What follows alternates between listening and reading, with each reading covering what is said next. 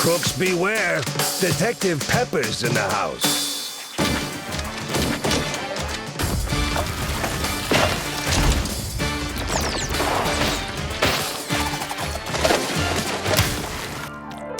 Our studio combines two worlds. We combine game dev with animation. We wanted to make a game that looks like the cartoons that your grandparents probably watched when they were kids. And the rest is history.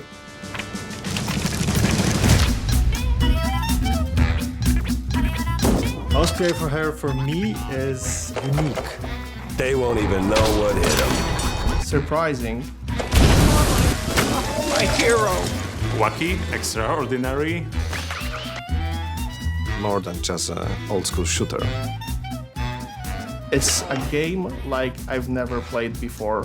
Are you ready for a sneak peek of what we are cooking here? Oh boy, here we go. My name is Maciej Krzemień. I'm the lead producer at Fumi Games.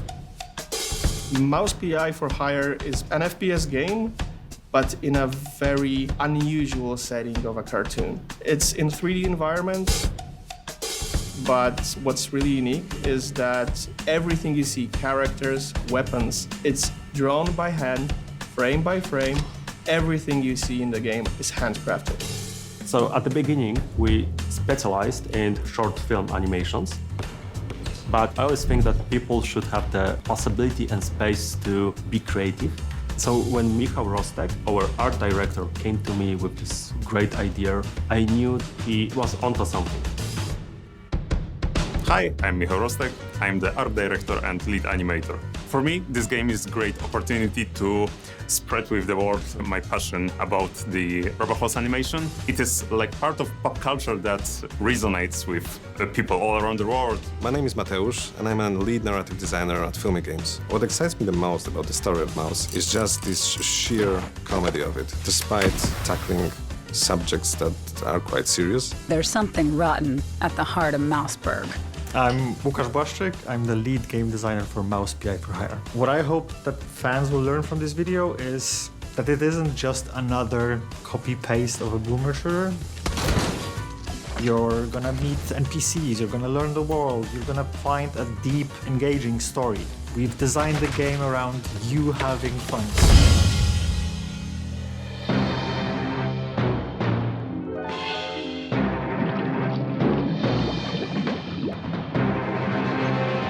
Our main goal with Mouse is that every frame of the game should look like old cartoon film from the 1930s.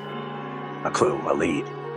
What more could a mouse detective want? So every element of the UI or the weapons, enemies, everything is animated by hand. One of the biggest challenges that we have to overcome is to make sure that every frame of the animation will be as close as possible to 1930s rubber hose style. Rubber hose animation is the style of animation developed in the United States in 1920s, 1930s, and the things that could be the representative of this art style is the bouncing animation.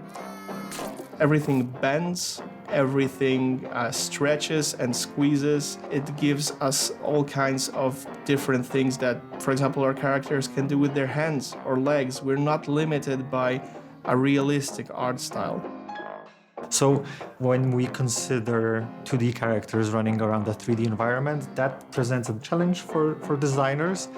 So unlike the 3D characters that we can make the one model of the characters and turn him around, we need to make 6 different positions, 6 different angles for each of the characters. So front, left, side, back side, and back.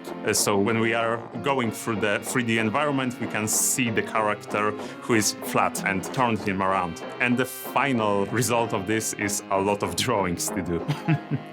With 2D, every single change I, as a designer, make to the game balance, that causes an avalanche of changes for the game itself. If I speed up a character, they have to redo animations. The art team loves me. One of the biggest challenges with Mouse P.I for Hire was the black and white aesthetic, because usually you will use specific tricks to guide the players through certain locations. You have the well-known yellow paint that shows you where to use what. And we don't have that, because we have a completely black and white game, so you have to guide players through light. We will often use typical black and white on objects that can be moved, will be interactable, while maintaining grayscale and no outlines on objects that you can't interact with. We want to put a life to the world through the animation elements, so on every level there will be something extraordinary and unique to see and to experience.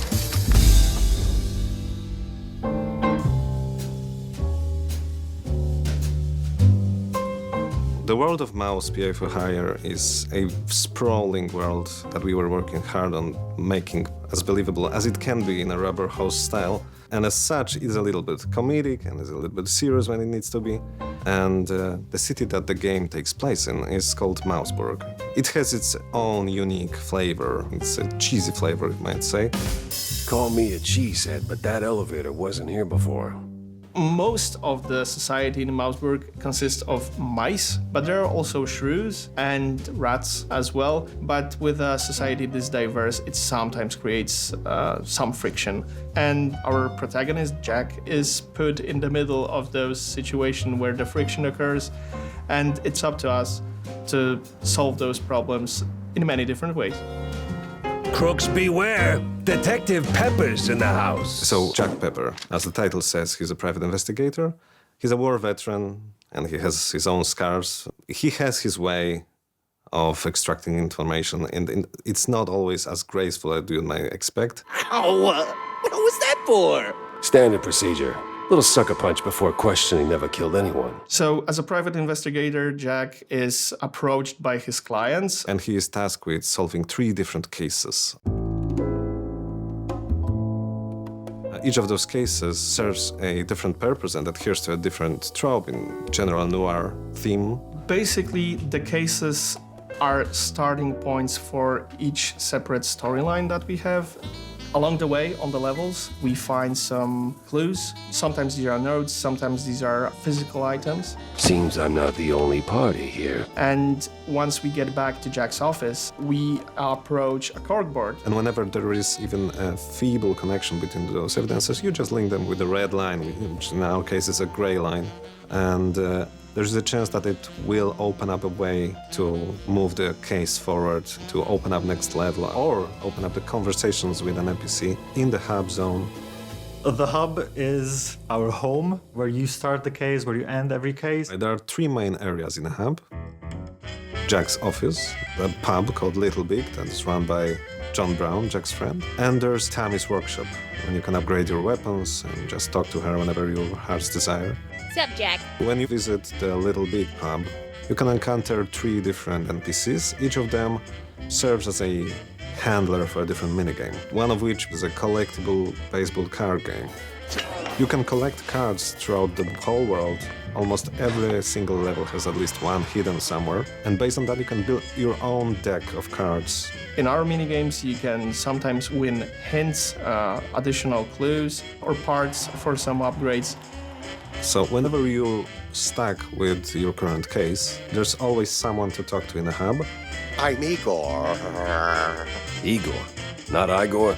And as soon as you have your next steps figured out, then you can go just find your car, and as soon as you interact with it, you're being transported into overworld map, through which you can traverse with a little nicely painted car and arrive at the specific destination that the case urges you to go to.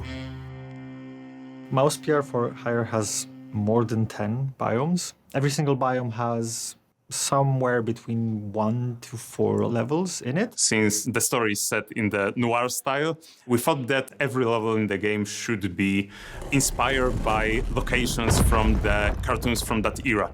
We want to make sure that the levels will be not only full of variety of places, but also will be as wacky, as cartoony as possible. Well done, genius. You broke the damn air duct. Streets is one of the earlier levels within the game. So When you first enter the level, you find complete chaos on the streets. Don't hurt me, officer. 'Twas just a little cheese stick on the sidewalk. You will see shrews getting beat up. You will see them getting kidnapped. You will see them disappearing. And yeah, you will see how police officers aren't really there to protect anyone anymore. Well, that was a speeding ticket for sure. Your goal on the streets level is to enter the police station and find out what's going on to the larger population of Mouseburg itself. There are enemies running around left and right. You will fight enemies that you haven't seen before, especially in the previous parts of the game. Here's Jacko. You will have cops that use batons and try to pacify you with them. So enemies, enemies, enemies. Before that, the previous levels were more toned down when it comes to the types of encounters and the amount of enemies you encounter, and this time when they will come at you with everything they have.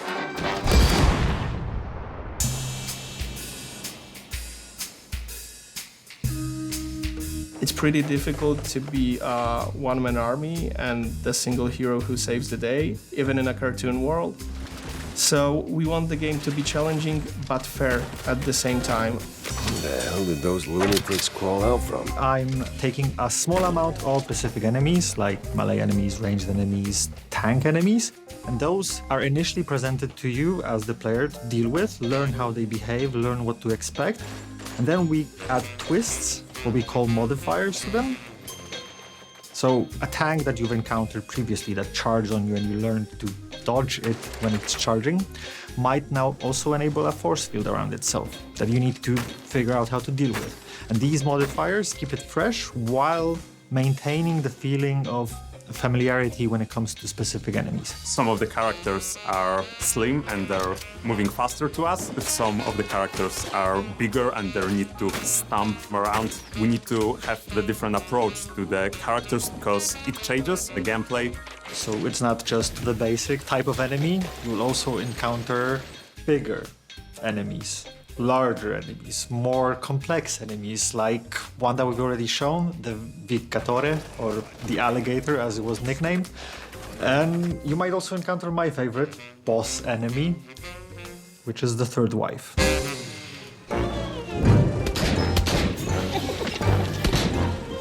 Once you encounter a specific enemy, you would want to choose a specific weapon. We have a standard roster of weapons, so you get a pistol. Obviously, you have a shotgun, a Tommy gun.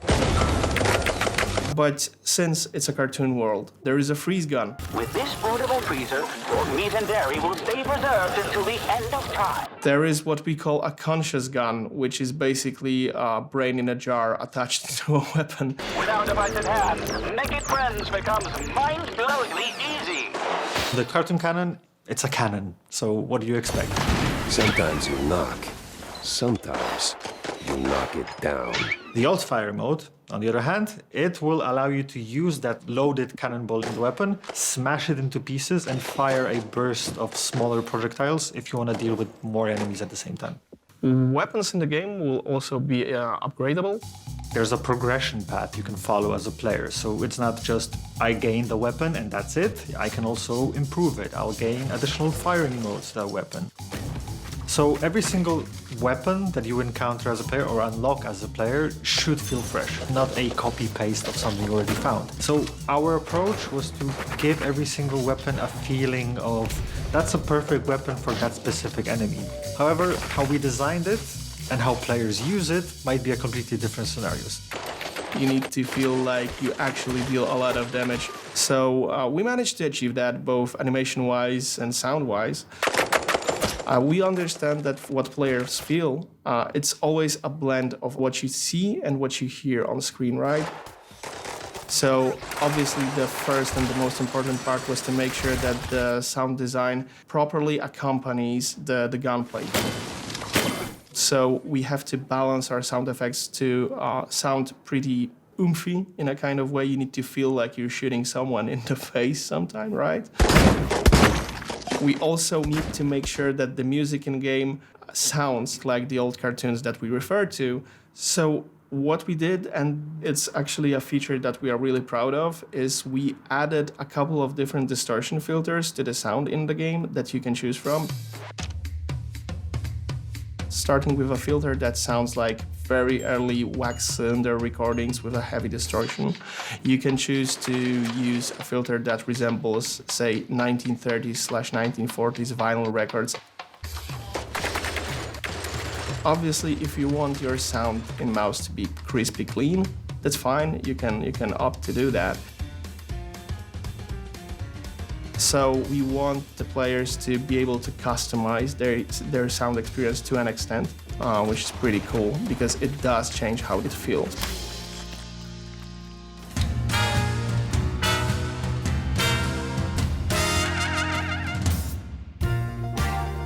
From the beginning, I knew that this game is like no other.